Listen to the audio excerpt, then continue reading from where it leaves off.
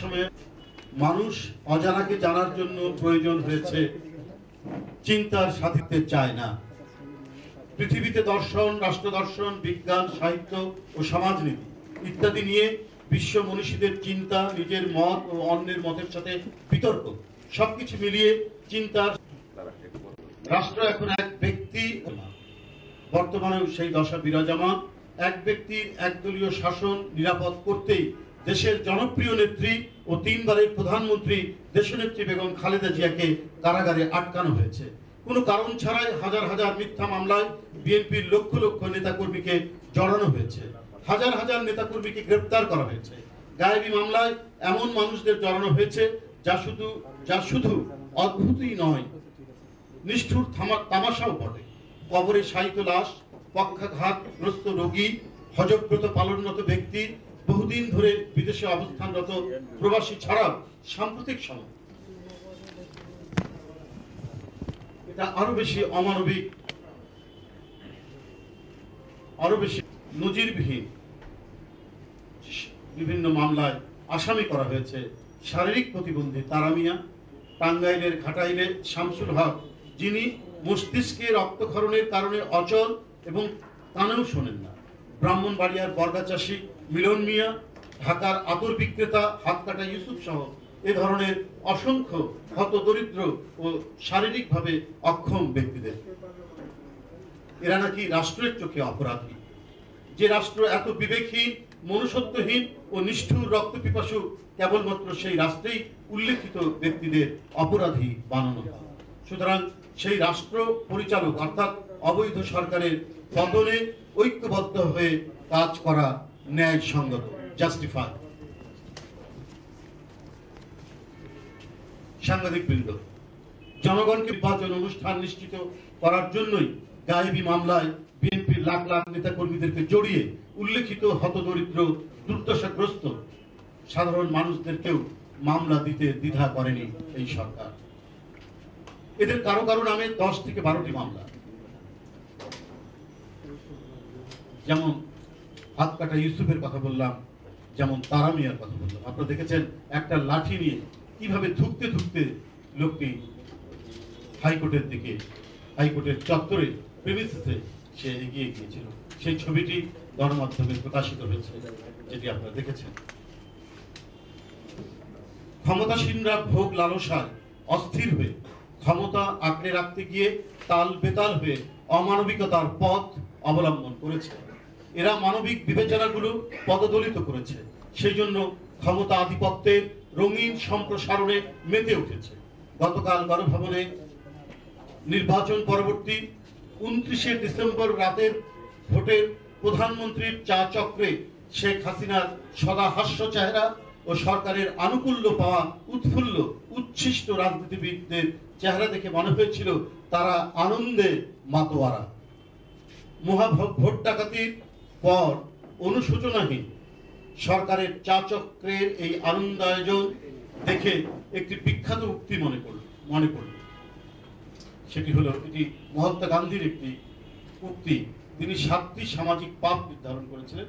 তার মধ্যে একটি হচ্ছে ওয়েলথ উইদাউট ওয়ার্ক, অর্থাৎ কাজবিহীন সম্পদ। আরেকটি, কয়েকটি 7টির মধ্যে আরেকটি গুরুত্বপূর্ণ হচ্ছে প্লেজার উইদাউট কনসাইন্স, অর্থাৎ বিবেকহীন আনন্দ। কালকে প্রধানমন্ত্রীর যে চা চক্রের আয়োজন, সদা হাস্যময় চেহারা আমরা দেখতে পেলাম, তাকে আমার মনে হয়েছে সেই মহাত্মা গান্ধীর সেই উক্তিটি যে বিবেকহীন আনন্দে তারা মেতে উঠেছে। এই আনন্দ একটি সামাজিক পাপ, এটি মহাত্মা গান্ধী বলেছে।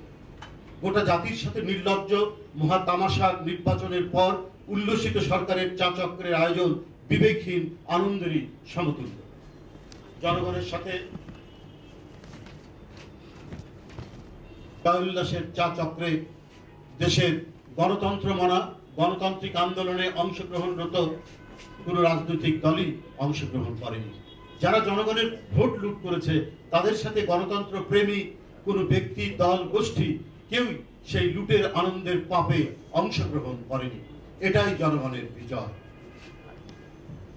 সুহৃদ সাংবাদিকবৃন্দ, মহাভোট ডাকাতির নির্বাচনের পর ভুয়া ভোটের সরকারের অনুগত ঢাকা বিশ্ববিদ্যালয় কর্তৃপক্ষ ডাকসু নির্বাচনের ঘোষণা দিয়েছে। দুর্দশাগ্রস্ত গণতন্ত্রে বিশ্ববিদ্যালয় কর্তৃপক্ষ কতটুকু সুষ্ঠু নির্বাচন নিশ্চিত করতে পারে এই নিয়ে জনমনে সংশয় রয়েছে।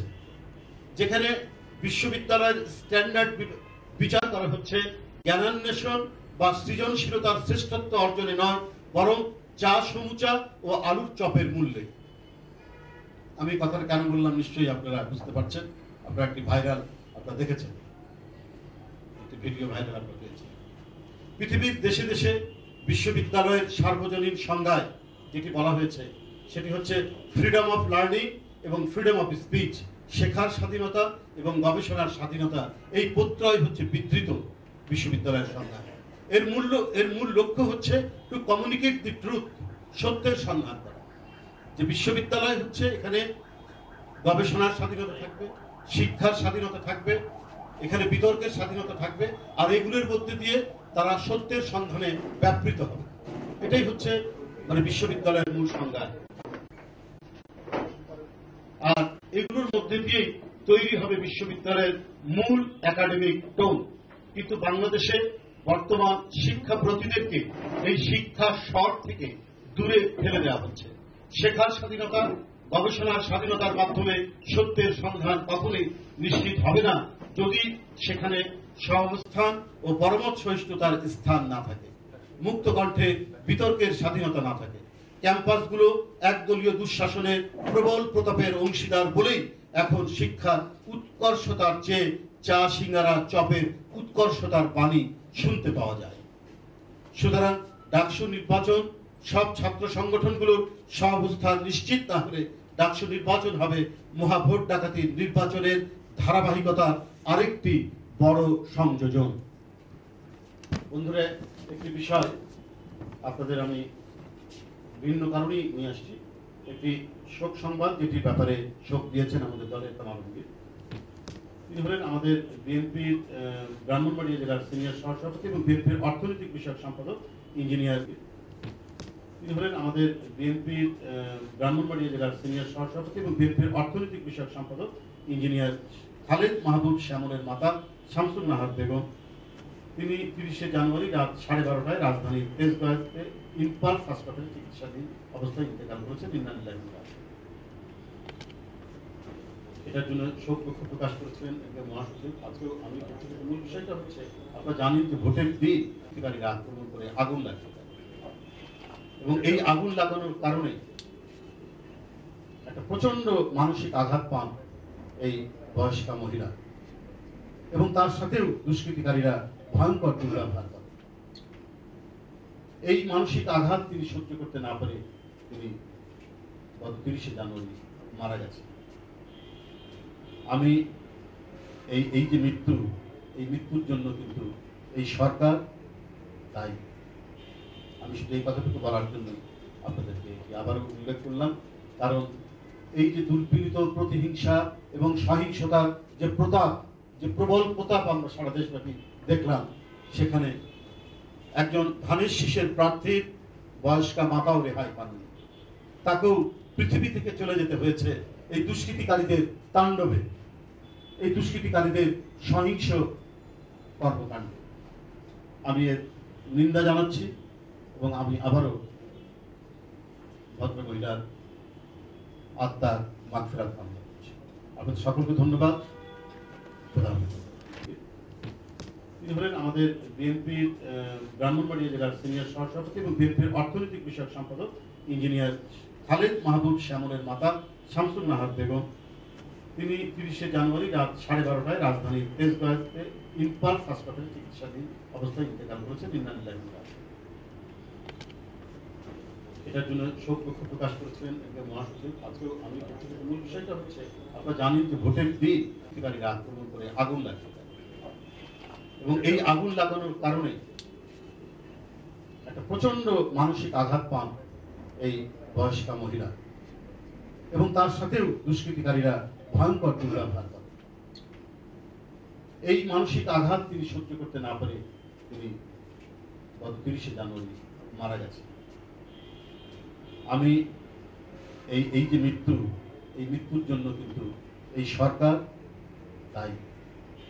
আমি শুধু এই কথাটুকু বলার জন্য আপনাদেরকে আবারও উল্লেখ করলাম, কারণ এই যে দুর্পীড়িত, প্রতিহিংসা এবং সহিংসতার যে প্রতাপ, যে প্রবল প্রতাপ আমরা সারা দেশব্যাপী দেখলাম, সেখানে একজন ধানের শীষের প্রার্থীর বয়স্কা মাতাও রেহাই পাননি, তাকেও পৃথিবী থেকে চলে যেতে হয়েছে এই দুষ্কৃতিকারীদের তাণ্ডবে, এই দুষ্কৃতিকারীদের সহিংস কর্মকাণ্ডে। আমি এর নিন্দা জানাচ্ছি এবং আমি আবারও ভদ্র মহিলার আত্মার মাগফিরাত কামনা করছি। আপনাদের সকলকে ধন্যবাদ। খোদা হাফেজ।